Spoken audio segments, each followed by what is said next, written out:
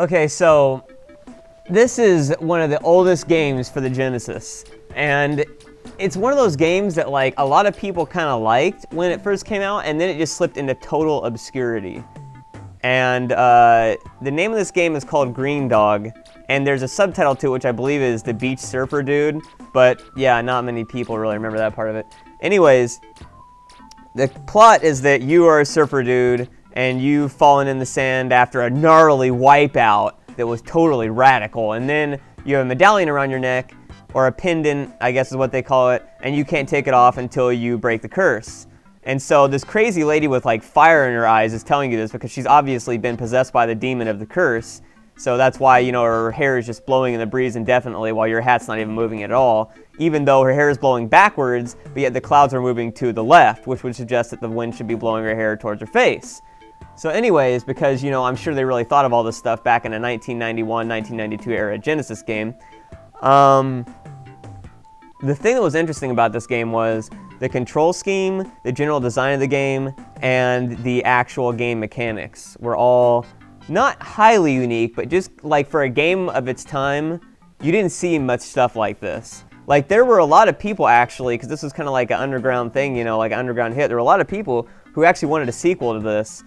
And I might be wrong on this, but I think that for a short time, it was like there was kind of like a movement there to like get that sequel actually made, but it never really went past, you know, that initial push. So yeah, essentially on the back of the pendant it shows the 6 locations you need to go to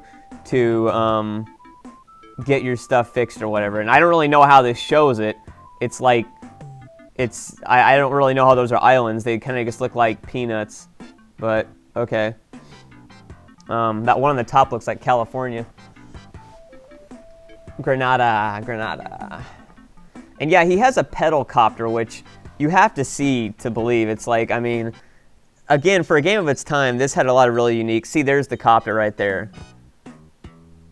I actually do wonder if that would ever work in real life, by the way. If somebody, like some buff motherfucker, could like pedal as fast as possible and actually get himself off the ground. I wonder if that actually worked.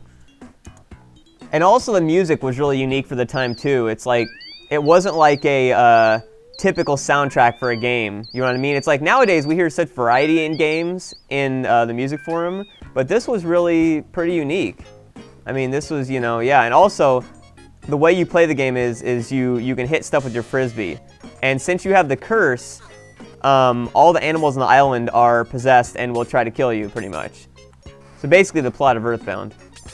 So the little piranhas are pissed off at you, and if you land in the water, you get them on you, and you have to shake them off, or they take away health. But yeah, you mainly hit these things, and if you get Coke, or whatever that is, a soda, it takes away some of the damage you've taken. And then you can get different power-ups too, like this one, which freezes time. But unfortunately, also freezes time so well that you can't even hit fucking objects to get stuff out of them.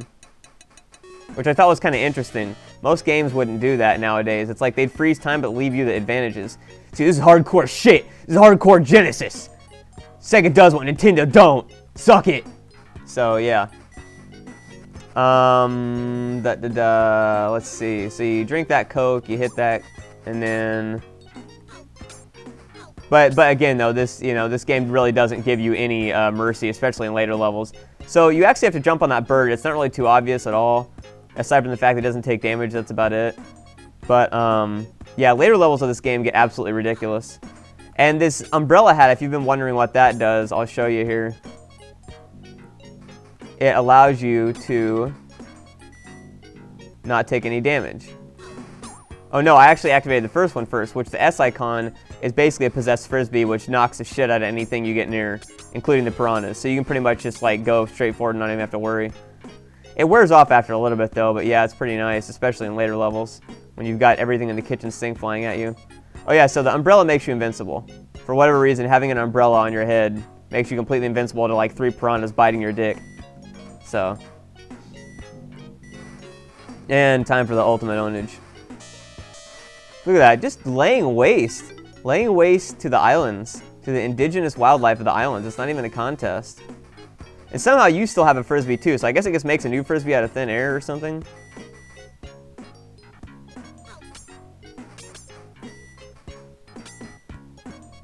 Not really sure why all the food, which should be restoring your health, doesn't restore your health, and instead the Coke does, the soda does. What kind of message is that sending?